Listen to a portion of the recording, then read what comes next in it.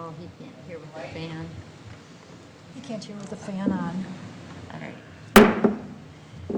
All right, good evening. Welcome to the Chaska Human Rights Commission for Thursday, September 26, 2019.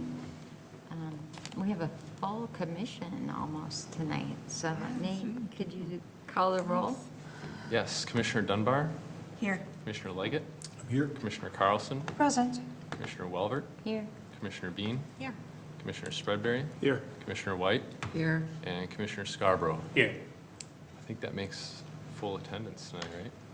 Kaylee's not Oh, here. Kaylee Haga, yeah, I'm sorry, Commissioner Haga is not present tonight, so very close to full attendance. We miss her, though. Of course. If she comes, then we're going to have to kick you to another table, Nate. Yeah, well, that would be great. I mean, not that I don't want to be here, but that means we've got everybody here, so. And everyone should have an agenda in front of them. Does anyone have any changes we need to make to it, additions? I do have a question about Sure. new business. Mm-hmm. New business 7A lists Human Rights Commission Statement on Racism Referendum Support. And I'm not sure why we're combining these in one discussion item and trying to issue one statement, because I see them as two completely different things. So I'm just curious as to, is this meant to be just efficient, to have it as one line, or are we intending to review a singular statement around race and equity in a referendum? I would just offer up, I think that's part of the discussion that we're intending to have during Okay. that agenda item, so. Yeah, 'cause I would say that those two are not related. That should not be a combined agenda item. Okay, can we wait till the discussion Yes. to talk about it? Okay. I move for adoption. I second. All in favor? Aye. All right, the agenda has been adopted, and we will move on to open forum guest presentation. And we have a full audience tonight, too, it looks like. So I know that you guys would like to speak, and Chief Knight, I saw you walk in. Were you planning to speak tonight, too?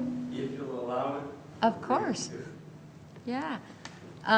Does either of you want to go first? Do we need to flip a coin? Or- You go ahead.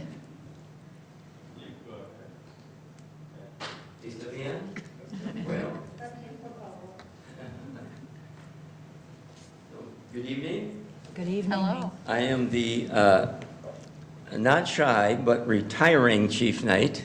So thank you for allowing me to be here. Thank you for the time to step up here. Some of you I know very well, and some of you I don't. Maybe life will change that as we move along. My purpose here tonight is simply to say goodbye, but not goodbye. I am no longer in the office, and I am retired. It has been a wonderful 44 years, Wow. 20 as chief. I'm very casual tonight. Please don't take that as a slur. I gave all my bow ties to Nate. I'm distressed he's not wearing one. I am In the too. mail, yeah. All right. But my purpose here is simply to say how important what you do is. Thank you for your service. And my goodbye to you, but it's not a goodbye. I have been going around the community saying adieu to many communities within our global community. I have yet to make it to our Latino comunidad. It was on the calendar. However, the facility had a extreme infrastructure problem that made it uninhabitable, and that is being worked on, and I would like that opportunity in the future when that might become available. But I think I've pretty much made the rounds to say a heartfelt thank you and goodbye to everyone. As is my custom, when I've come before you before, I have a couple things to tell you. I regard them as gifts. You will decide whether or not they're gifts. You'll recall when I partnered with the JCRC and the FBI and brought Judith here, Judith Meisel, the Holocaust survivor. Incredible woman, incredible story. Yes. You may remember that prior to that, we had the display of survivors, their stories and their photos, and prior to that, we had the professor, the doctor from DC, the museum, Yes. come and talk to us. I have more. On October, let me back up. Through my work at the FBI Academy, we were there, I graduated from the FBI Academy in 1994. We were there for 3 months. It was a Monday through Friday, study, study, study, workout, workout, workout. It was heaven in your adult life to step into that kind of opportunity. We had our weekends free. Quantico was on the Marine base, a stone's throw from DC. So I spent a great deal of time in DC on the weekends, became intimately familiar with the Holocaust Memorial Museum. There I learned, and going forward through the IACP and other, and then Charles Ramsey was chief of DC Metro then. They had a class for people who in the policing profession that taught us how did the Nazi ideology take hold? How was it that these people could entrench themselves and insert and usurp the authority of the courts, the police, doctors, professions, and became something that people didn't question and fell in line and allowed to happen? How could that happen? There's a class that they offer and that teaches us how that happened.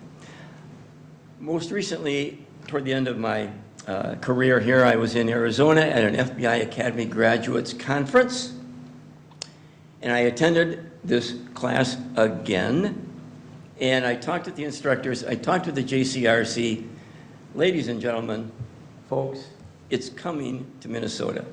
Wow. To instruct, it's a 4-hour class, and so you don't just sit there, you work, and you'll benefit from it.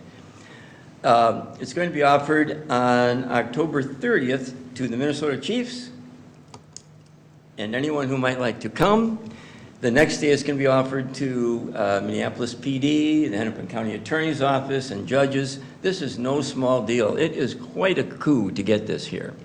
It's going to be offered on October 30th from noon until 4, 4 hours, noon until 4 at the Minnesota Chiefs of Police Office and Training Center in New Brighton. I will get Nate the particulars as they coalesce more. I want you to know you were invited. I know that you felt strongly about Judith, her story and who she is.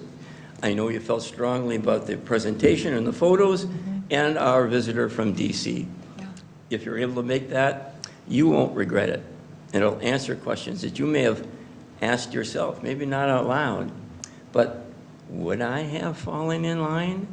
Would I have allowed so subtly this usurping of my authority, my ability as a human being to say no?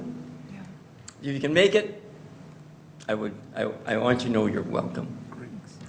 The next thing I have to tell you, when I come, I bring books, right? Well, this book is so hot off the press, it's still hot and the ink is wet. It's by Malcolm Gladwell. You might be familiar with The Tipping Point, What the Dog Saw, other great books that he has written. This one is called Talking to Strangers. And I'm just into it. I'll give you a synopsis as best I think I know it. It talks about how we are wired to make judgments on first exchanges with people or even prolonged exchanges with people based upon how we are feeling rather than what we are actually hearing and know, and how wrong those preconceived judgments can take us. It's a very dramatic book. This is a book that's good for anyone as we navigate life. I think it would be particularly good for first responders, people in emergency room settings, actually anyone. But I highly recommend this book. I can't come to you and not bring a book, right? I hope you read the other ones I've brought, but they're also very good. But anyway, that's all I have. I won't go on and on because I've taken all your time already. But thank you, and thanks for your partnership, and your friendship, and all that you have done and are going to do as you move forward. So thank you very much. Thank you, Scott. Yeah. Well, thank you for coming, and thank you for all the years you've come and supported us and brought us books and brought us ideas of things that we can do. I mean, you are a partner with us in fighting for human rights. I mean, and it showed in everything you do, and I mean, you really, truly are a mentor for me, and Well, thank you. I think for everyone who's on this commission. I just appreciate you being a part of this community. Well, So thank you, and I'm not going away. Right. Just doing different things. You can still bring books and stuff. That's right, right. I have to say this, I forgot, I'm embarrassed by this, but this body in 2008 put my name in nomination for the state's Human Rights Award. And I humbly received it. It was a big deal to me. It's one of my career honors. So I know that you weren't seated on the commission at that time, but the body did that, and that's a big deal to me. So I really do appreciate that. So thank you. Thank you, Thank you, Scott. Scott. You're welcome. And we'll see you around. We will. All right. Put on the bow ties. I will gladly do that, All Scott. right. See you. I don't know if I can quite Thank rock you. them like you do. Thank you. Thank you. Okay. Who else do we have? Okay, we also have a group here tonight that represents Latino Voices, and we have Gracia Lozano, Mary Fuentes, and Osvaldo Romero. So if you want to come up and tell us about Latino Voices. Don't leave me alone. Good evening. Hi. I'm Ozzy. I guess I'm taking the mic. She's the voice. Yes, I'm Mari Fuentes, Grace's mom. I'm Gracia Lozano. We are representing a startup grassroots organization for the moment called Latino Voices. The idea has been floating around in our heads for a very long time. We're a group of about 6 community members throughout the entire county that see the importance of having a voice for Latinos in our county seat. So some of the things I've learned in the last couple of trainings I've gone to is that the Latinos are the largest minority in our state and the fastest growing.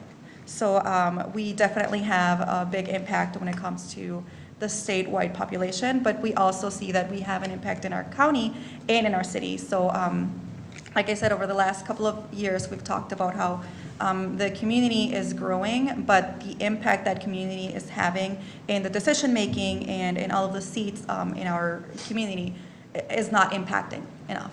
And so this organization really is born with 2 purposes. So the first purpose is to network for the Latino community. All the members who are founding this organization are Latinos themselves who know the community and have a connection with the community and really know the struggles of the community. So we are able to get the resources back to the people, whether it's linguistically or culturally, which seems to be the bigger barrier. A lot of our community is 2nd, 3rd generation that speaks fluent English, but lack the opportunity of understanding the culture itself. And so we believe that being able to bring the services that are already provided by the county and the city and the state and all of the wonderful nonprofit organizations we have around us are not being translated, not linguistically, but culturally to our people. And so we have this gap between the needs and the needs being met. So that's the first part.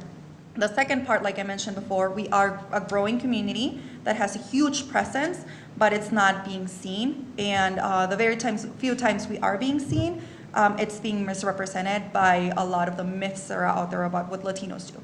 So spicy food and Cinco de Mayo and tequila and drinking and party, that's not all we are. And so we also see the lack of understanding for who our culture is and who the Latinos in our community are. So we have one of the largest populations of Peruvians in our community. That is not Mexicans. And we have a huge, very varied community of Latin Americans, both from Mexico, but also Central and South America.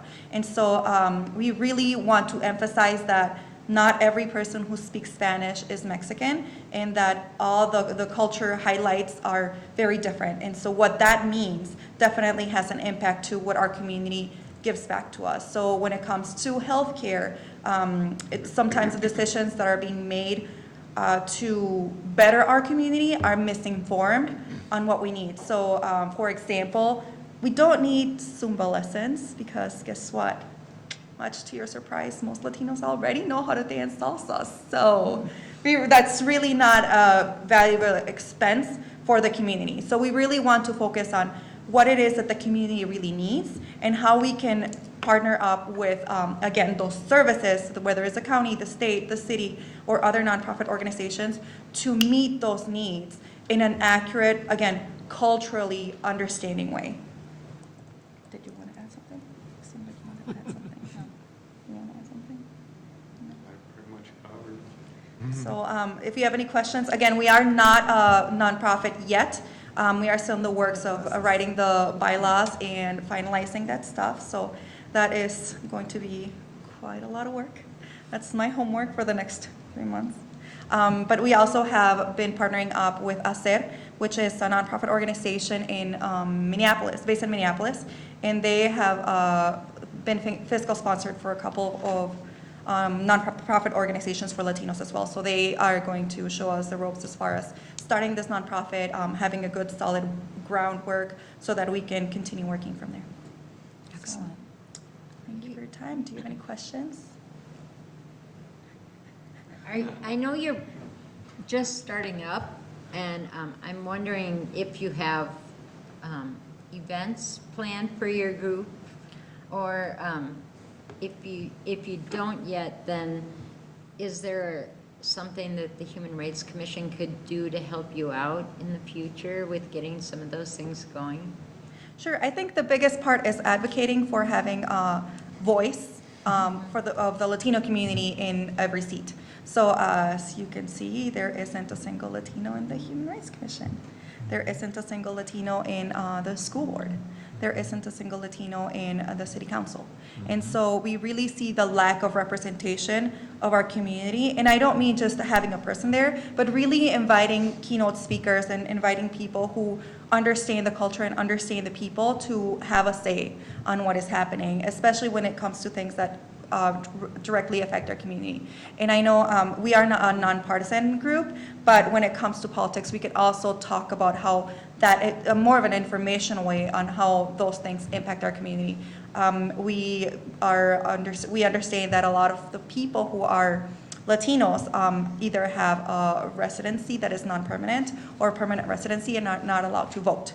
And so that seems to be a huge problem with our community because the laws are directly affecting our community, yet we have no seat. And so that is when it becomes the issue, when we are misrepresented because we don't have the amount of votes that really represent our community as far as population and numbers, but also because the community at large doesn't understand how to support the Latino community. As far as events, we don't have anything planned yet. Again, we want to solidify having this groundwork. We are networking a lot, so we are working with the Chamber of Commerce, and we are trying to get some vendors to do some more cultural things with the Farmers Market, with Oktoberfest. We really are working on the networking piece when it comes to working with organizations and businesses and other people who seek that. So feel free to find us. Our website page is LatinoVoicesMN.org. And so feel free to reach out to us if you have any questions or if you'd like to hear more about the Latino community and who we are and what we do. I just have one question and then one ask, I guess. So one question is, just to clarify, Latino Voices, are you focused on just the city of Chaska or Carver County, or what's kind of your geographic? Yes, so we are focused, we are umbrellaing the entire county because we know that it's very extensive, but we also know that the majority of the people are in the Chaska concentrated area. So that is the biggest parts of our community, and we do tend to do a lot more of our business in here just because this is where the concentration is, and it comes to school districts and when it comes to really reaching out to the community, that's kind of where our center point is. But we also understand that the people who are living in Norwood and Victoria and Carver, there are a lot of Latinos that are out there, and we want to make sure that they feel included into this pool so that if they do need the services when it comes to finding a lawyer or finding someone to help with their order protection process, they feel like they can actually reach out to us and we're not limited to the city itself. Does that make sense? That helps, yeah, thanks. Perfect. And then my ask would be, and I know, we've talked before about ideas and things, but I think it would be fantastic if we should just schedule a time to sit down and talk. There's a number of staff who I can already just in these last couple of minutes think of who I think at the city of Chaska who'd be very interested in learning more about what you're hoping to accomplish and some of your ideas. I think there's a ton of opportunity throughout our city and different departments and services that the city provides to work with you. And think about, is there programming that the city could be providing in Parks and Rec, or are there ways that we can work with you to do translation like we've talked about before, working with our communications area? Just, how can we get started? And maybe started isn't the right word. We do, I think, have some good connections with the Latino community in some ways, but that needs to grow. And so we should sit down and just schedule a time to talk. Definitely. Yeah. Sounds good. Any other questions, comments? Thank you very much. I have one. I'm going to be hopeful it's an ask too, if you will have any influence on your community when it comes to the census this winter and making sure that everybody's counted, whether they're a citizen or not. That's definitely something we Very want to start important. working on. So it is a project that we are talking. So one of the reasons why we started this organization is because we know that there's a lot of services that are provided for the Latino community in the cities. Unfortunately, those services don't always, they're for the community, Latino community at large, statewide, but they don't always make it to the Southwest Metro area, especially Little Chaska. So we are partnering up with a couple of organizations that are in the cities that are working on those efforts. So yes, as far as Copal is one of the organizations that are they're really focusing on everybody counts in the census, training people not only linguistically but culturally on how to ask the questions that are delicate for the community, especially after all that conversation that was happening in the White House about including immigration status in the census. So those are very sensitive topics to the Latino community, and understanding that is crucial when it comes to talking about the census in our community. We want to make sure that people feel comfortable and that people feel accepted, and that's really the key to having everybody count. So one is having the community understand why the census is important and why it's important for them to be counted, but also just breaking down all the fears of this is not an immigration status report, or no one is going to have access to this in a way that is going to jeopardize your safety and the safety of your family. So that is really huge. So if you, on your conversations, just want to highlight those two things, I think that's very important. Thank you. Gracia, you've talked to me before about Latino Voices, that it stands for something. Can you tell the group what the Voices is about? So if you look into our website, it's the word Latino, but Voices is an acronym. So V is for voice. I gotta find it. I'm dyslexic, sorry, and put you English on is the my spot. second language. So V, O is organization,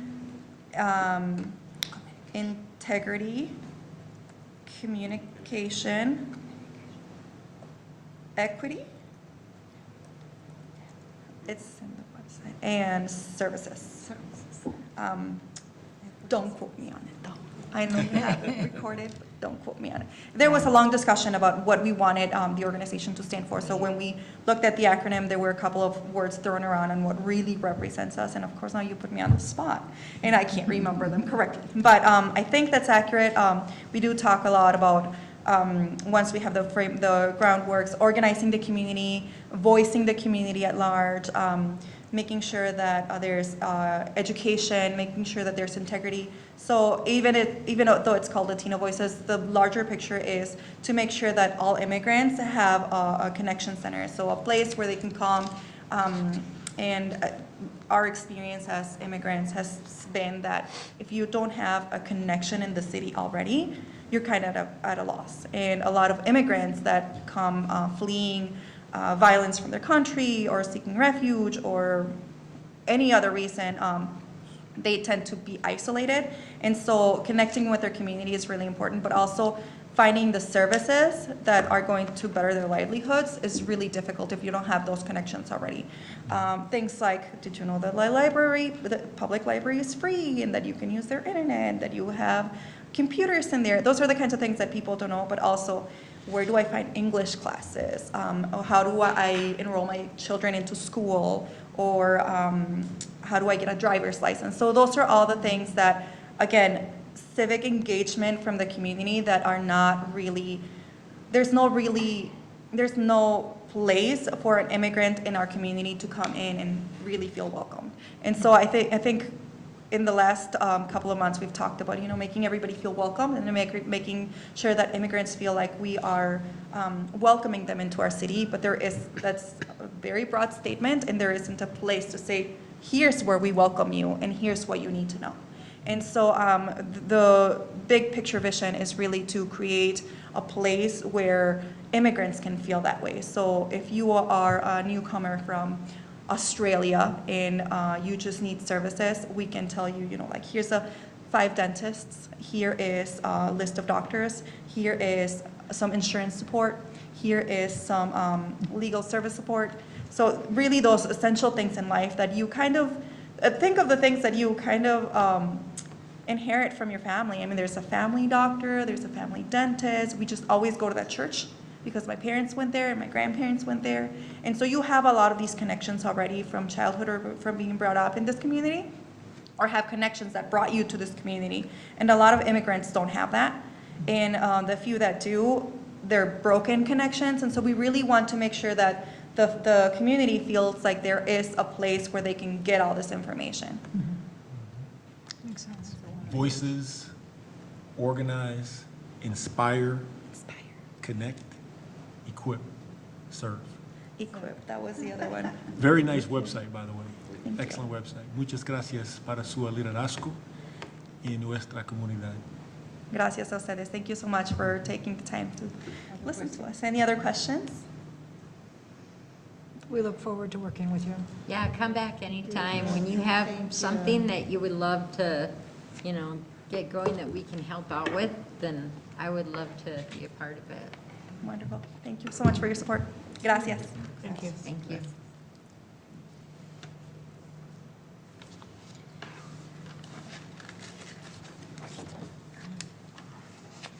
Okay, we'll move on to item 4 on the agenda.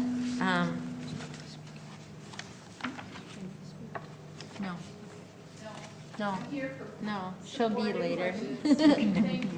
No, but thank you, Ellen. We'll move on to item 4, which is approving the minutes. So has everyone had a chance to look over the minutes from last month's meeting? I have, and I move for approval. A second? Oh, yeah. On the agenda, can we change it to 2019 instead of 2020? Oh, yeah. Good job, Oh. Ellen. Oh, yeah. Yep. Sorry about that. Where are we from? Guess I'm thinking ahead. If anyone does not have changes, then I will entertain a motion to approve the minutes. I did, so moved, and there was a second Oh, I'm already. sorry, I was talking about 2020. Okay, all in favor of approving the minutes? Aye. Okay, so the August 22nd, 2019 minutes are approved, and we will move on to the treasurer's report. Okay, for the last month, we had no new expenditures, so our balance remains the same. $1,546.69 remains unspent for this calendar year.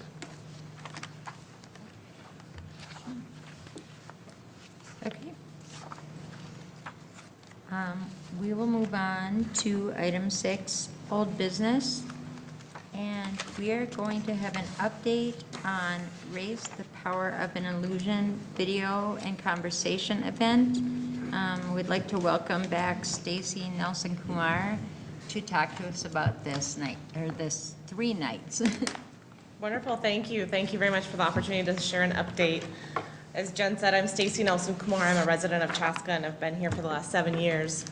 I'm also involved in several of the equity activities taking place in the community. And one of those that a small group of residents and I have been working toward is a showing of a PBS documentary series. It's a 3-part series on race, the power of an illusion. There's 3 distinct episodes that we have scheduled to play in the next couple of weeks. So I shared an overview of this project several months ago, and so this is really just a chance to update you that we do have dates solidified.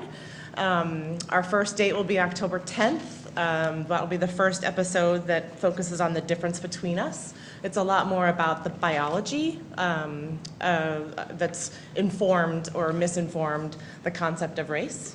The second episode will be on the 24th of October. And it's about the story we tell. I think sort of the narrative it's focused on the narrative that has come about because of some of those biological myths. And then the third session is on November 7th. It's called The House We Live On, and it has a particular focus on housing segregation. So it's also a very powerful episode. All of these sessions will take place at the Chaska Community Center. We have the auditorium reserved for the showing of the videos. And then we have that space available to us after the video, as well as one of the craft rooms reserved to serve as discussion space. So the concept is that we'll show the video and have a chance then for a facilitated conversation for those that would like to stay. The videos are about 45 minutes each. And then the idea was to break for a few minutes for some refreshments and to move into that discussion space and then have a conversation. So I think having seen these myself, they're very powerful. And so sometimes people may want to process them on their own. Sometimes people will want to talk it through with a group, a very small group that they know well. And then other people I think will be interested in sort of having a larger community conversation. And that's what will take place after those refreshments. It's really important because of the topic and some of the discussion and clarification that needs to be made, that it's facilitated well. And so we've arranged for Jonathan Palmer to serve as the facilitator. He's the executive director of the Hallie Q. Brown Community Center in St. Paul, and actually was the host of this video series, one of the hosts of this video series when I saw it first. And so he has extensive experience with the series and with facilitation. And so he's actually, I think, a perfect person to help us out with this endeavor. He's agreed to it. There's a chance that the 24th will be a conflict, but he's committed to helping us find another facilitator if it is a conflict for him. I've been working with the city of Chaska and the Eastern Carver County Schools as supporting partners for this. So the city of Chaska is giving us the space at no charge, and then the city owns the video series. The school district owns the video series, and they're loaning us the video. So my ask tonight is actually to have your help with providing refreshments for each of the sessions and a small honorarium for the facilitator, for Jonathan Palmer. It's a request of a total of $300, $100 per session, with $50 being dedicated to the honorarium and then $50 dedicated to some refreshments. $50 may not sound like a lot, But we want to be mindful of budgets and also know that in terms of refreshments, we're also going to seek out donations from community members or from community businesses. So we'll be doing both. I've been working as well with the City of Chaska's communications manager to help with promotion and also with the school district's communications director. So we'll have, you can see probably in your update, there's a promotion plan for both to really help with the spreading of the event through social media and through websites and through all of the vehicles that are available to us.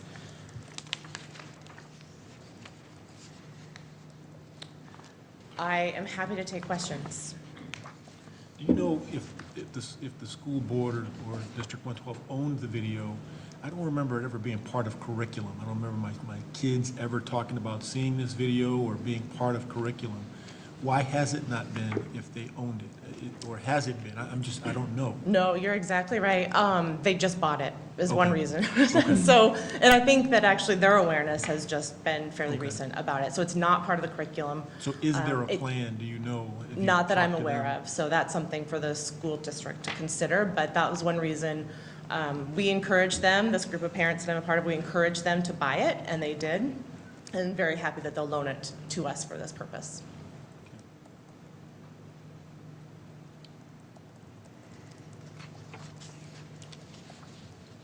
I have seen parts of it. I mean, some of it is available on YouTube if you want Yes. to just check it out in 5-minute pieces if you have the patience. It is very powerful, and I would strongly encourage the school district, whoever you're working with, to consider making that part of their curriculum, in particular at the high schools or middle school levels. Other than that, I'm very supportive. I think to that point, there are several teachers that we've been in touch with to make sure they know about it for their students. But I think we can visit with Kaylee about a broader communication to teachers and, maybe they can test it out and then see how they might want to incorporate it into their future curriculum. But And Nate, is that going to be on the city's website promoting each of those? Yeah, yep. So Kevin Wright has been working with Stacy to develop a marketing plan for it. I don't know the details of the marketing plan myself very well because she's been working directly with him, but I do know, I would assume, as with anything that we promote, we would use our website, our social media.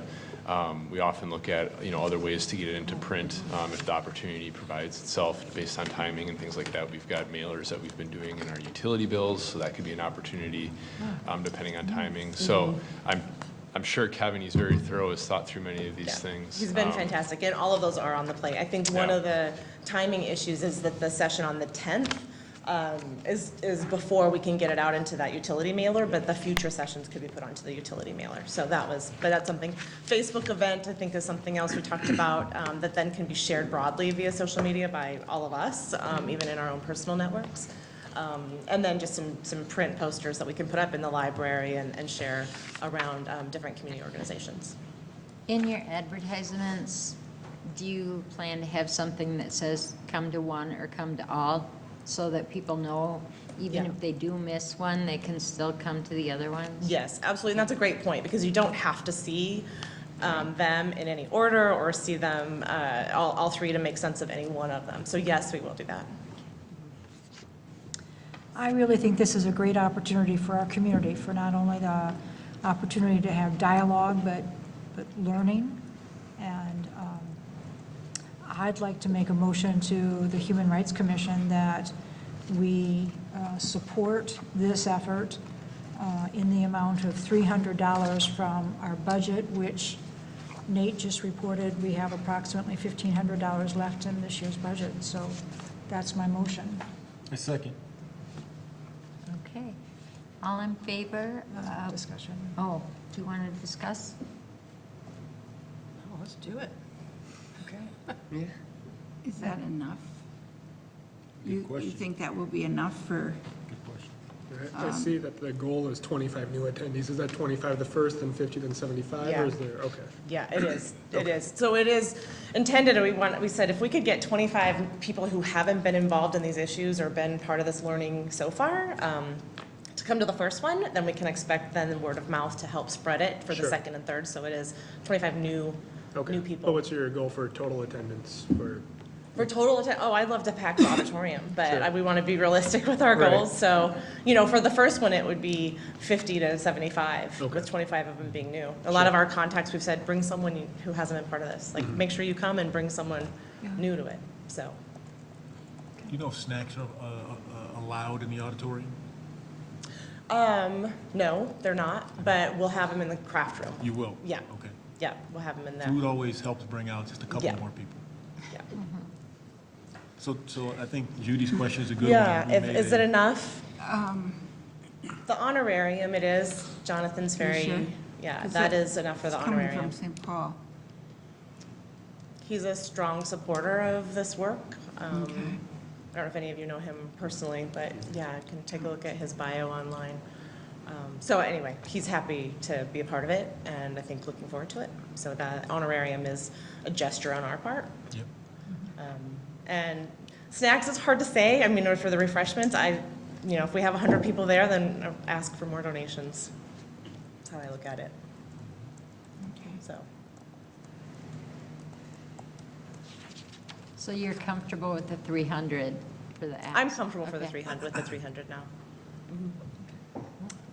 Is Thursday, October 24th? 24th, our next? Yes. We're Yes, it going to is. discuss that later tonight about how we're going to handle that. So we can decide how we want to, what we're going to do that night. Yeah, I think, well, we could just We talk could about do it now, I We do have a suppose. motion on the table, Oh. which has not been resolved. Okay, so we have a motion for contributing $300 to this event for snacks and the honorarium. And all in favor? Aye. All right, so unanimous, so Fantastic. Thank you very Yes. much. Thank you. Thank you. Thank excited you. Thank you, about Stacy. this. Really Keep me appreciate posted you as we doing go this, on. Stacy. So- Thank you. Are you needing any labor? I mean, like people power there, or have you got? Can I come back to you with that? We have a group that's working on it, but if we end up needing more, I mean, with the auditorium being ready to go space, there shouldn't be too much setup required, but would love your help in promoting it, really. And so the next step after tonight was working with Kevin to get the poster, which can be digital or print, out like by tomorrow. So, we can get that rolling. And then in terms of the partner recognition, what we want to do, as I mentioned in the update, was in the written update, is really have the Human Rights Commission be, the host and convener because of your support, and the school district and city are supporting partners. So we'll get that out to you as soon as possible. And just so you know, the League of Women Voters is doing things on racial diversity right now, and they want to come. So Fantastic. there's quite a few members there. That's wonderful to hear. I know we've already had some outreach too to the county foster parent network as an opportunity for them as a training opportunity. So they'll help promote it as well. Wonderful. All right, thank you very much. Thank you. Thank you, Stacy. And so, just to cover the conflict, right, with the date Sure. and the meeting that's planned, I think one option is that we, in lieu of holding a Human Rights Commission meeting, we'll just post that the Human Rights Commission would be attending that event, and that would be appropriate for you all to go, unless we do have, some sort of compelling agenda item. Looking through the rest of the year, we have the November meeting planned to go through the nominations for the Human Rights Commission Award. And then, we'll continue to plan the MLK Breakfast, which will be in January. I think we've got a subcommittee that's working on that breakfast, so that's all moving forward. It's really, for this group to make final decisions, which we're not there tonight, and I don't think October is critical to make final decisions on the MLK Breakfast. That can be done in November as well. So just sort of looking ahead, I think it's entirely possible, and I don't think it would cause, any undue harm, really, to just, have that sort of be the meeting for the evening, if the commission feels okay about that. I think it's a good idea. Okay. I would love to be at all three of the nights, so I would be happy to go there instead of here. Do we need to have a motion to meet as a group on that night then? Yeah, oh, we could, just to formalize it, that'd be fine. Yeah. Okay. Then I'd like to make a motion that our October 24th, 2019 meeting be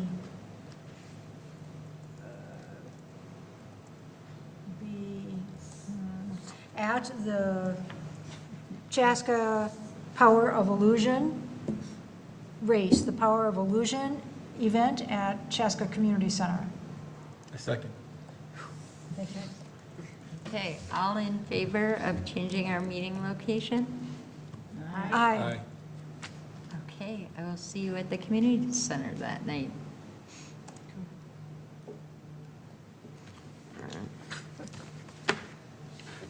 We'll see you there, Stacy. Okay.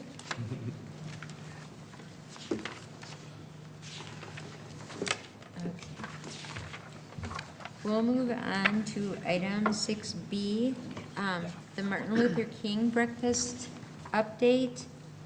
Like Nate said, we've had a subcommittee working on this that consists of Sarah, Nate, Kaylee, and myself. And Jeff Philippek. And Jeff has been a part of it as well.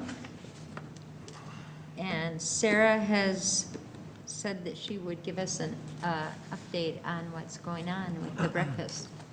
Well, thank you, Jennifer. Nate provided us with a staff report of the work that the subcommittee has been doing. We have met twice. We basically have gone through the agenda that was proposed using last year's as a kind of a standard format, identifying individuals in our community to do a non-denominational invocation, looking at speakers, planning the music, updating readings. We've got some pending items that we are discussing, one of which is a hot breakfast item, which of course would require corporate sponsors, which we don't have at this point in time, or just providing a continental breakfast. We are also attempting to finalize our guest speaker as Ms. Josie Johnson. And so Nate is kind of charged with that. And I think that we're progressing very efficiently through what has to be done. I think we should see progress, and I imagine by November we'll have some of those pieces that we don't have finalized in place that we can report on. I'm waiting to hear from Mr. Bessler for confirmation still. But as soon as I do, I will let the subcommittee know. Excellent. Nate, do you want to add anything else, or Jennifer? One thing that we had talked about was that it might be great to have a MC kind of move things along throughout the breakfast. Yes. And I had identified our fellow commissioner, Judy, who I've touched base with, but unfortunately, she will be vacationing. And out of the country. Well, I'm sorry, but you should come back for us. Yes. But if not, perhaps there is another commissioner who would like to be the kind of host MC person for the MLK Breakfast. We'll provide you with an agenda and prop notes and 3x5 cards and everything. Wow. And it really would be introducing the next part of the agenda. It wouldn't be coming up with a speech or doing anything creative. Would you like to volunteer? I would like to volunteer. All right. Yes. Thank you. Awesome.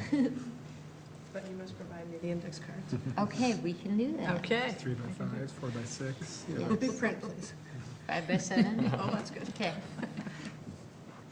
Excellent, Oh, thank you. great. Sure, thank you.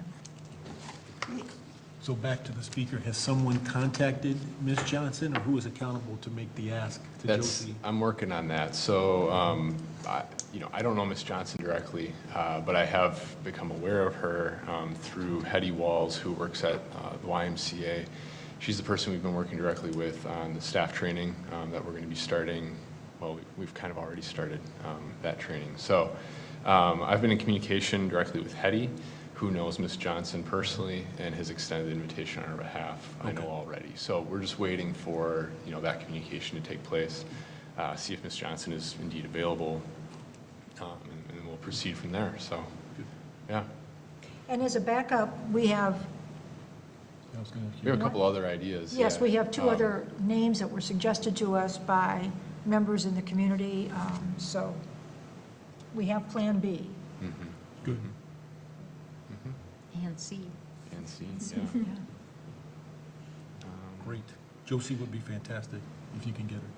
She'd be great. Yeah, no, I Yeah, think we're all just looking at very her bio, excited about yeah, it's that. pretty impressive. Did you have a comment, Stacy? May I make a comment? I agree that Josie would be a fantastic selection, and I know her personally. So Oh. if there's a way that I can be helpful with that, let me know. Okay. Obviously, it's in Hetty's way, but I Yep. can manage, I'm happy to. Okay, great, thank you. I would take her up on that, because the sooner you get Josie locked in, the better. Again, there is, that same day, there's the biggest breakfast in the country. Yep. Is held downtown, and Josie normally attends.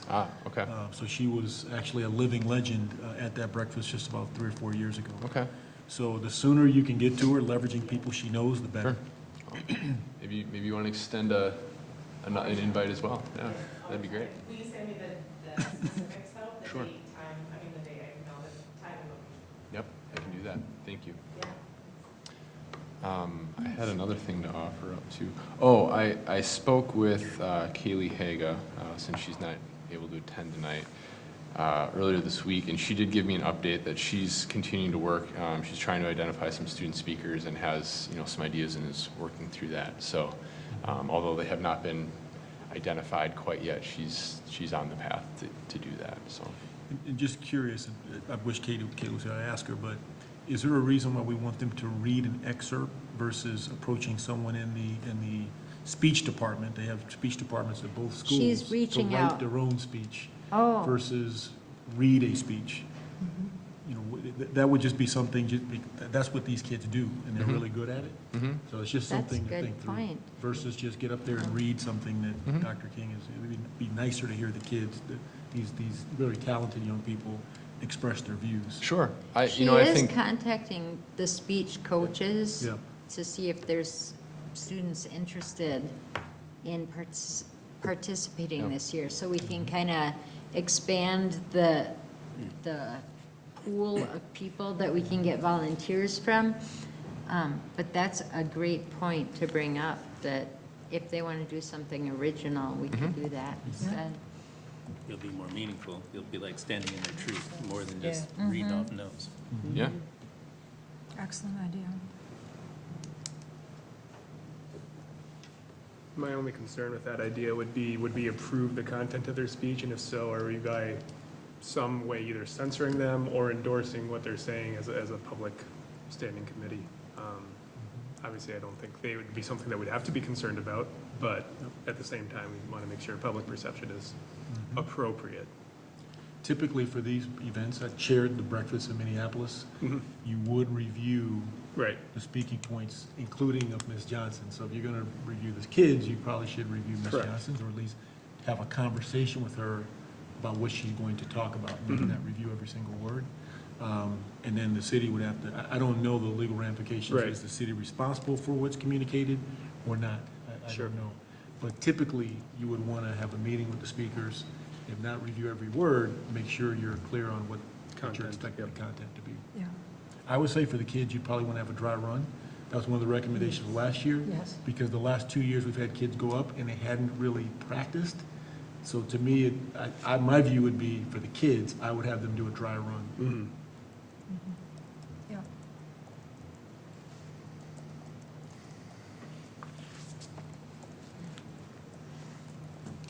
Have we talked about what that dry run looks like? Do they come in at 7 on that morning and do it, or is it something that's going to happen at the school, or is that something that they subcommittees thinking about too? Absolutely, Ellen. Good point. Unfortunately, Kaylee has not been able to join us at our planning meeting. Okay. This most recent planning meeting. So, but as that contact is finalized and the opportunity to either speak with the speech team coaches or whoever, whatever group is willing to be a part of us for that day, we'll certainly arrange to have practice session. Okay. Yeah, absolutely. Thank you. I'm also going to offer up on the breakfast. I did explore that a little bit. We talked about in our last committee meeting, at least exploring the opportunity to just provide, sort of a buffet style breakfast. I did check in with the Crooked Pint, who's the caterer, the primary caterer. There is opportunity to bring in outside caterers if we want to look at that as well. But so checked with the Crooked Pint to see how much that would cost. It's $12 a person. And then there's also, taxes and staff fees that go on top of that. So with guessing, last year we had 100 people. I asked them just to give me a quote for 150. I don't have the exact number in front of me right now, but it was just over $2,000 to be able to do that. So it feels like a number that maybe we can achieve by trying to find some partners and sponsors. But I throw that out for the commission to think about too, as we've now just committed $300 to the event that's coming up over the next couple months. But I think that would leave us, if I check back, close to $1,000 that are unspent for the year. So that's something I think to think about over. Maybe we can revisit that in November too if we're not don't have enough information tonight. But something to be thinking about. And do you know if the Red Bench would offer us the same type of Well, I think pricing? last year the Red Bench did work with us, and we purchased from them at cost for their pastries. That's what they do is pastries. So if we want to do something more and offer a breakfast, so like the Crooked Pint would be having scrambled eggs and bacon and juice bar, and it'd be just a more kind of full breakfast offering. I don't think that the Red Bench is quite positioned to be able to do that. They don't. No, they don't do a I full-service meant if we breakfast. decide to go with just like we have in previous years. Mm-hmm. They So a continental offer breakfast. it at the same price as Yeah. they did last year at cost. I would need to confirm that with them. I haven't taken that step yet since we're still a little bit out. I think it's probably a reasonable ask to make. I would think they'd probably be open to it. Yeah. Last year we did coffee from Dunn Brothers, and Dunn Brothers donated the coffee, and Red Bench sold at cost their pastries. So I think that's an option that we could go forward with. That's kind of what we're thinking we would. But then we're talking about, well, maybe is there a way to take this to the next level and provide more of a full breakfast? And how much would that cost? So. Southwest Chamber will provide fruit and juice if we go with a continental breakfast. So that's already a given. But at our last planning committee meeting, we talked about a hot breakfast option, knowing that we would have to seek outside sponsors. And so knowing that that's a dollar cost that we would have to seek. I don't know what other commissioner members feel about that, but my personal option is, or personal preference is that I think the continental breakfast with fruit, juice, and baked good items from two bakeries in town, not only Red Bench, but we also hope that we could obtain bakery items from I don't know. Dunkin' Donuts? No, not Dunkin' Donuts. It's the Hispanic bakery that's across the street from PLAZA. City Hall. Yes. I know I'm not pronouncing that correctly. Yes. So kind of having two different flavors of baked goods. So I'm good with that, but if other members feel strongly that a hot breakfast is the item or that we should pursue, then we need to start working on sponsors. I think that would work for an hour-long event for me. I mean, either way, but Danish fruit and juice, you mean? yeah. I do too. Then people actually, yeah. maybe will go out after they eat before, I don't know. That's just my thing. Well, thanks for your feedback. Anybody else? I agree with Lisa. I think what we've had in the past was enough for the short time that we're there. This sounds probably silly, but I think the reason why it would be nice to have just the simple continental breakfast is because one of what we're trying to accomplish is to get people communicating and talking. And if we're all focused on trying to get through a buffet and sitting down and eating a full meal, we're not going to be talking to each other. And our time constraint. I mean, Right. Exactly. We The have buffet would probably really change the timing of things. The events where there's a full breakfast or meal typically are longer. There's Exactly. usually a 45-minute break just for the breakfast, just to eat, and then the program. Right. So I think if we're sticking with a 1-hour program, I think continental breakfast is best. I do too. Okay. And Nate, I just wanted to point out that on your notes here for the staff report, the breakfast is not 8 a.m. to 9 p.m. Oh, Well, then we'd need That a would be hot. Well, then we could have a hot breakfast. Yes. yeah. Also, Corey has a T at the end of his name, DT. Okay, sorry about that. Our next planning meeting will be, I typed up the notes, I can tell you, October, I believe October 14th. So we'll try to finalize even more.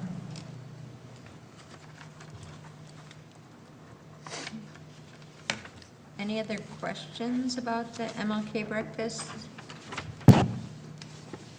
Thank you to the planning committee, and thank you for Commissioner Carlson for all her work. This feels much, much, much more organized Yeah. than years past, and I think it's going to be a fantastic event. So thank you. Yeah, you're very welcome. Okay, we'll move on to item 6C, which is the Human Rights Commission Award Update. Is that there to just kind of let us know how things are going with nominations? Yes, I think that's about what there is to provide at this point in time. We have one. We So, still have one. Yep, still have one. So, Kevin's continuing to try and put information out, trying to get interest up. I definitely encourage you all to try and share the opportunity amongst your groups. Try to think of ideas yourselves. Ideally, we're in a position where we've got a tough choice to make. So hopefully between now and November, we get a couple more. I think last year we had, was it 3 or 4? I think it was 4 nominations. So it'd be nice to at least meet that bar, if not surpass it this time around. So.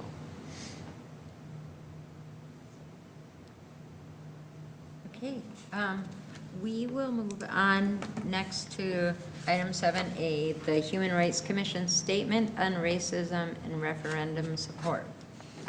I just want to say something in regards to what Donsel's concern was before, with combining the two and them seemingly should be separate. I did talk to Nate, it was probably last week, because of just some things that have been going on with the school district and some of the conversations, some of the, there was a video that was released. It just really brought me concern, and I said to Nate, the Human Rights Commission needs to make a statement again. We need to reiterate where we stand on this topic and how we feel about it. And so that kind of started the conversation. And he said that I could work with Kevin Wright on putting together a statement. And at the same time, he also brought up to me the idea of does the Human Rights Commission want to come out in support of the referendum?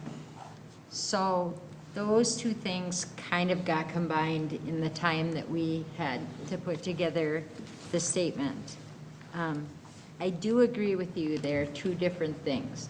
There are things that they have in common in some regards, because I believe that education for our kids is a right, and so I can see where there are connections, however loose they may be.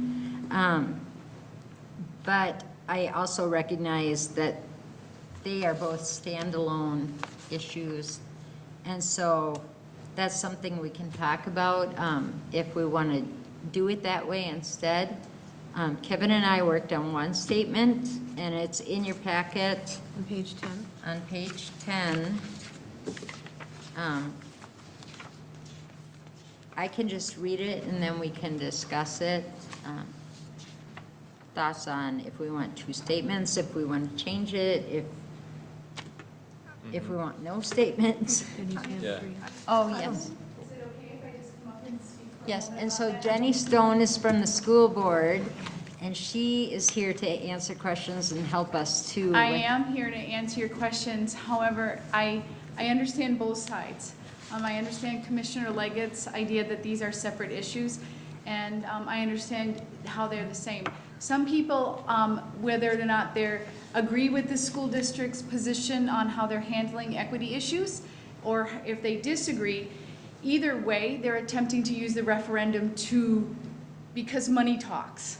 And they're attempting to use the referendum to get their point across. And I understand that.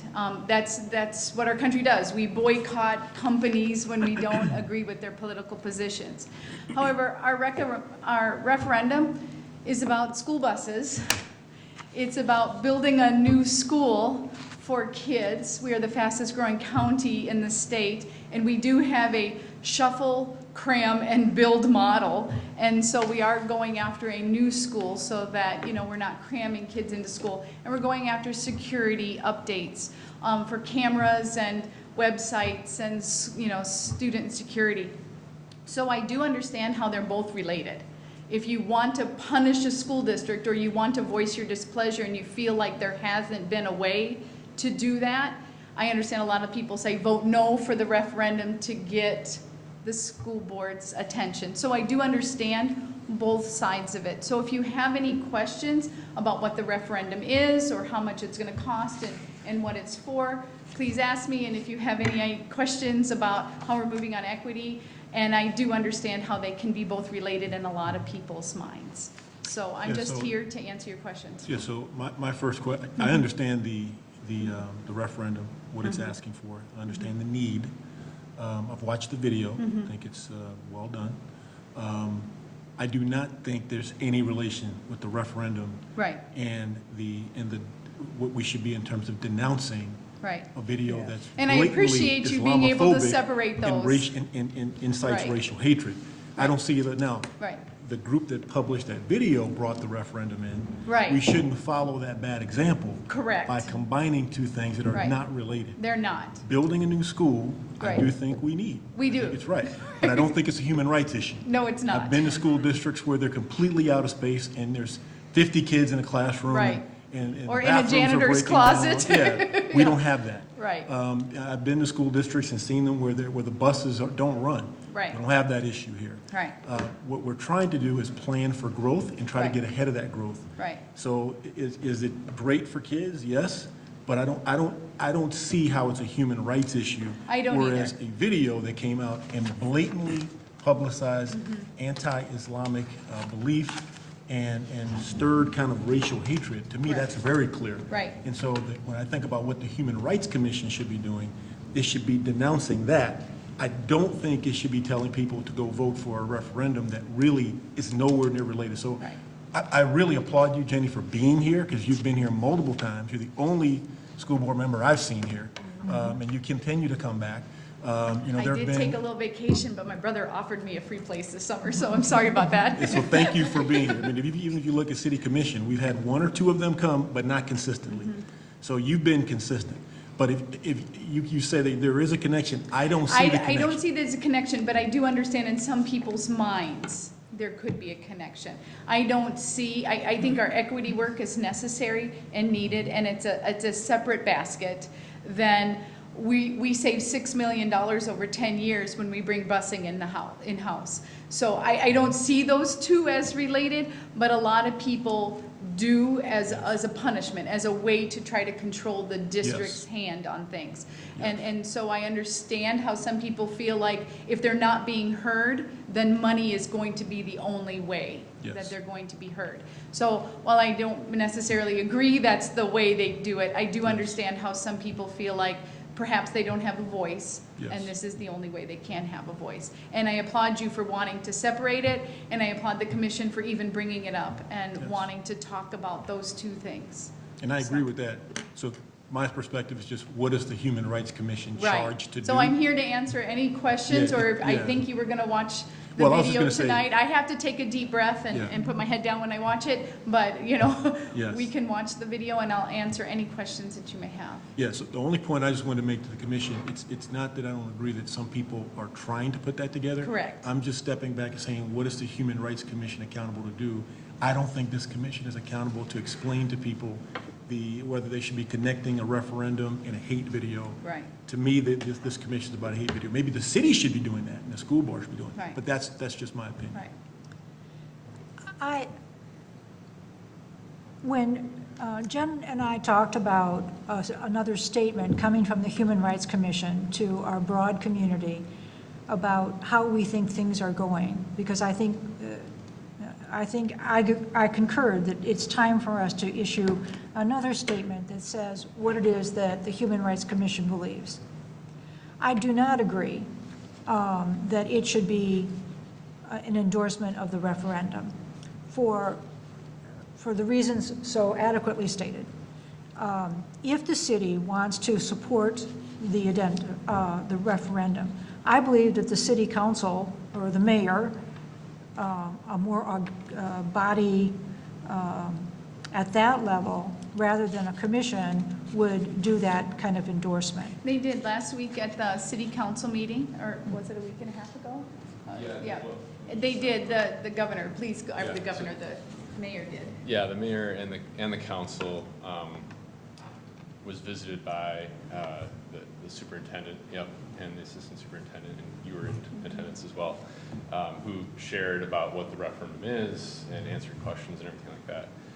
At that time, the mayor and the council did ask for a statement to be prepared to take up at the next council meeting. So they are intending to share that message. I think the intent of this conversation, I think you're all understanding here, was really to put both forward to see where do you want to go with this. I don't think there was any intent at all to say Human Rights Commission needs to provide direction one way or the other, or an expression of their opinion on the referendum. But I think the question that was in our mind, right, when we were sort of preparing the statement, is that a place that the Human Rights Commission wants to go? And I think there is reason why you may take a look at it and say, there is a connection, and there's also reason why, and I think they've all been stated so far. I would offer up, if you want, we did have prepared to show the video that the district put together, so we could show that to help inform, and I don't know if you've all seen it already. We don't need to be redundant to things that you've already been exposed to, but if you do desire, we can show that to help inform your discussion. It's really up to you. I've seen the video. I've seen the video. Have you seen it? Okay. I'd just like to say that I totally agree with Commissioner Leggett in that it seems inappropriate to put the referendum information in here. However, I think that the commission has to very strongly denounce that video and its contents, and I do not think this statement comes close to that. I think it's wording, I think it needs to be identified and I agree with that. and denounced. And we don't have to talk so much about how we're this champion of human rights. We simply can't stand and allow that video to be out in our community without a response, is how I feel about it. I feel really strongly about it. Were there any questions in the video that you have questions for me? They raised a lot of. School board video you're interested? No, not the school board video in the referendum, that's lovely. I'm talking about the video from Alpha News that raised several concerns about the school district and how we're spending money and what we're doing and conspiracy theories, and I'd like to address any of those if you have any of those. I mean, there was a question about busing on there, and They talked about all the consultants. What's that about? So, Specialists. Specialists. you know, by state, you're a teacher, you're in the classroom, you're directly serving students, or you're not. So you're either a teacher, a professional, or a paraprofessional, or you're a specialist. So specialists are our human resources, the people that work in our accounting office, they're all the support staff. So you're either a licensed teacher in the classroom interacting with students, or you're not. And so we designate those two. So then when they went through the budget and pulled up specialists, there's all these people. There are people that write the paychecks and do the district office. About 3% of our budget goes to district support of about 1,400 employees.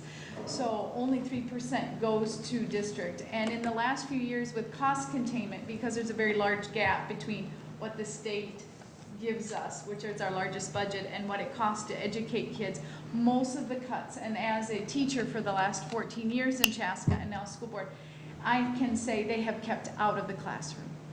I have not felt one budget cut in my classroom, not one marker, not anything.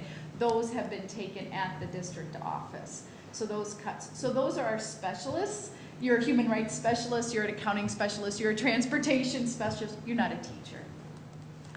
So that's what they are. So yes, we do have those employees, and I'm very glad we do. Because as a teacher, I wouldn't want to be handling busing or the lunchroom or nutrition or, custodial staff, maintenance. They're specialists. So thank you for raising that question. And we are very good at managing those specialist budgets. So we're ranked 11th, so not number 1 for what we spend. We're 11th in our comparable districts, so well below the top spending for our district budget. There was so much about the video that just blew me away in terms of misinformation. But this one sentence or topic that they had that we have brought a toxic agenda into our schools. This agenda is called equity. How are we going to inform the community to have a better understanding of equity? They went on and on about ways that, they were just wrong. But it seems to be a concept that people really struggle with to grasp what it means, and they most seem to be disturbed with the fact that it means their child is going to lose something. The zero-sum game. Yes. And at some point, I don't think you can change certain people's mind. However, as a talking point for myself, I usually ask people, do you believe in gifted and talented education? Do you believe in AP classes and honors education, an honors class? And they're like, yeah. And I'm like, so you believe in meeting kids where they're at and supporting students where they're at? Well, sure. Well, then I want to support struggling students or English language learner students or varying ability students. So I want to support those students where they're at. So I try to change the conversation because I don't know if I can change their mind. And so that's a very difficult thing for me, but by bringing it back to something, I don't know how to change someone's mind when the basis of their argument is rooted in hate. I'm not sure how to change that, to be honest with you. So I go at it from other talking points. If they think someone's going to lose something, then they need to show me. I also want to say I very much appreciate the approach the school board took with this last meeting in terms of making it more accessible to the actual residents of the community and perhaps the people who actually have children in the schools and giving less time and access to the people who have come from outside of our community. Right, I think So that was a Mr. nice Hughes, approach. and I recently wrote a letter to Mr. Dante Hughes, he spoke Yes. about Chaska being better than this, and that we need to control the narrative, and if we need to have tough conversations, we need to have them with our neighbors and between each other, not with an outside force trying to come in and tell us how we need to treat each other. So I appreciated his point of view. So I thought it ran much better. It's very difficult. I'm here tonight, and this is not a public meeting. It's your meeting conducted in the public. And you're gracious enough to let me speak, and that's the way the school board is. We have a lot of work to do. Our meeting is conducted in public, but we're not a public meeting. And it's walking that fine line. So, thank you very much. Absolutely. So going back to this statement, Jen, I'm thinking that there are pieces of both of these documents, pages 10 and 11 and 12 and 13, that I find the sentences are great.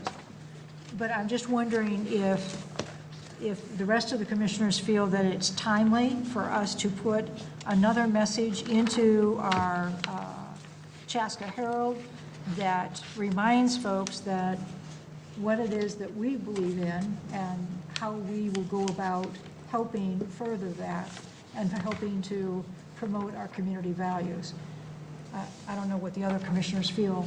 I think there's been two discussion points so far. One is, do we want to comment on the referendum? I think we're all, for the most part, aligned that we want to make a statement of some sort. Do we want that statement to include any reference to the referendum? And how assertive do we want that statement to be? I think they probably have to be treated separately. In my opinion, I think I agree with the other commissioners that have spoken that we don't want to conflagrate the two issues. We want to keep them separate. We don't want to say, just because you're voting no to the referendum, that makes you a hateful bigot, right? I don't want people to feel that way. And I don't think it's necessarily our role as a commission to comment on the referendum in a public forum. It is our role to comment on human rights. And with being cautious to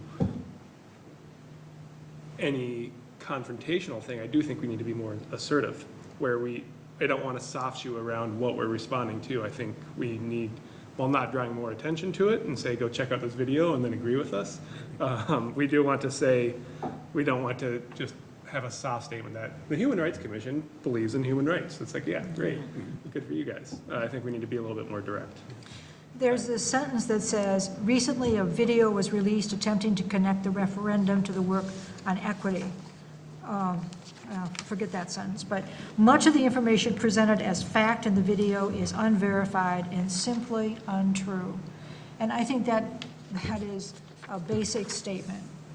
I mean, Yeah, I would, to me, I don't even want to know if I want to reference the video. I just think a simple statement, and I go back, I wasn't at the last school board meeting, but the president of the student body or student council or something spoke, a senior in high school, and he, I think, said 2 or 3 sentences, and it basically was, I condemn all aspects of anti-Islamic and racially charged behavior. That's what that video was. yes. He didn't say anything about a referendum. He didn't say anything about lies about the district. He spoke specifically to that. And he's an 18-year-old kid. Yeah. And that, to me, is the kind of statement that we should have. Right. Something Yeah. very specific, very clear. That's what I A strong statement, because I think Yeah. I think the statement needs to be, it's too long. It's Yeah. getting lost in translation. We should be just straight. We are against hatred, bigotry, discrimination, and why we're doing it, and then end with, because we're the human rights, we embrace diversity, inclusion, and equity. I mean, just put it out there and hit them right away, because if we continue to give this video just what this person probably wants, is more just press. And if we keep talking about it, we're just gonna give them more and more and more. And he's just, whoever made the video is gonna just keep putting out these same exact videos because we're giving it a voice. Yeah, if And I we could should just for a silence it. second, it's Jacob Talty, the president of the Chaska Student Council, and you're right, by giving it more of a voice, and Alpha News has no names associated with it. Right. No Right. one will reply to comment, no one knows it. And everything that we do as a school board, as our chairman said, is governed by a mountain of laws, is completely open. And you're right, completely unverified. So it's not even unverified, it's just made up. And everything that we do, you just ask for it, it's there. So I just wanted to give recognition to Jacob, who came and spoke so eloquently and exactly what you said, sir. So I just wanted to make sure you knew his name, because I was very proud of him. I felt like I birthed him myself. I was just like, yay! So thank you.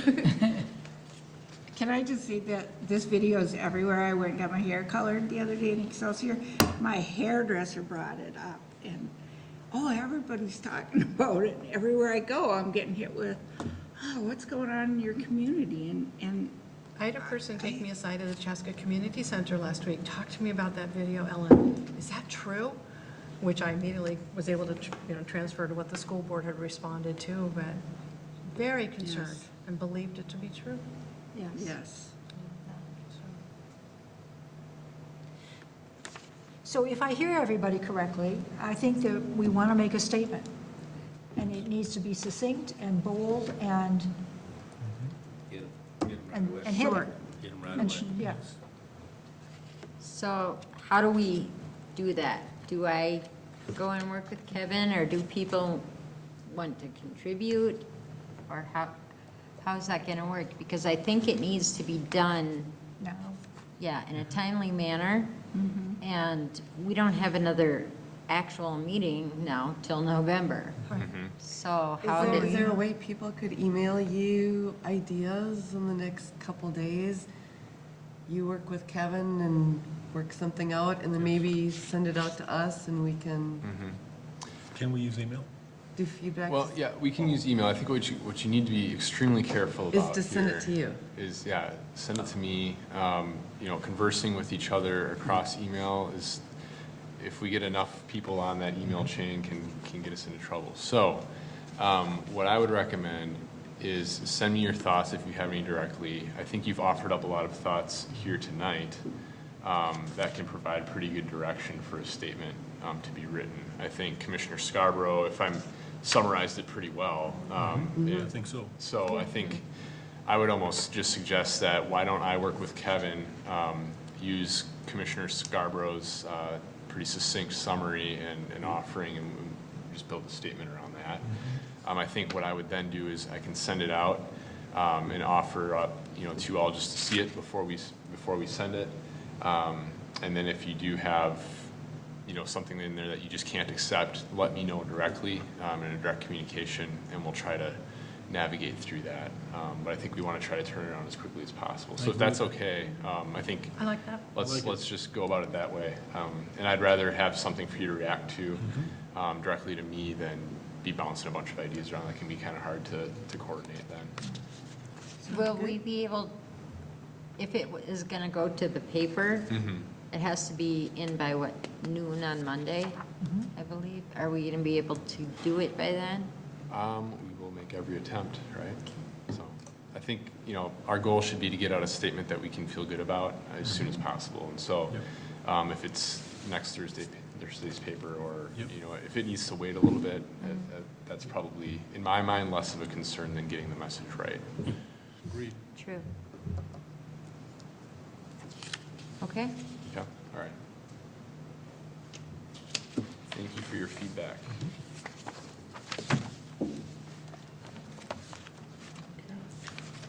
So the next item on the agenda is to pick a next meeting date, which we already decided that we're going to be at the community center October 24th. And then I don't have the date for the November one, but we can get that sent out. Let me just get it for you here. 21st. Yeah, it makes sense. To Yeah, because we moved it ahead a week Yes. because of The Thanksgiving. Thanksgiving. Yep. In that meeting, we will want to have a work session to discuss the nominations that are received for the Human Rights Commission Award. What we've done in the past, or at least what we did last year, was hold a work session ahead of the 6:30 meeting start. Would that work for everyone if maybe we start at, 5:30 to give us an hour? I can make a judgment call based on, if we end up only having one nomination, we probably don't need a full hour. But if we get a few more nominations, there's more to discuss. We may need an hour to a half hour or something like that ahead of the meeting. Does that work for folks? Okay. What date? What was the date again? It'd be the 21st of November.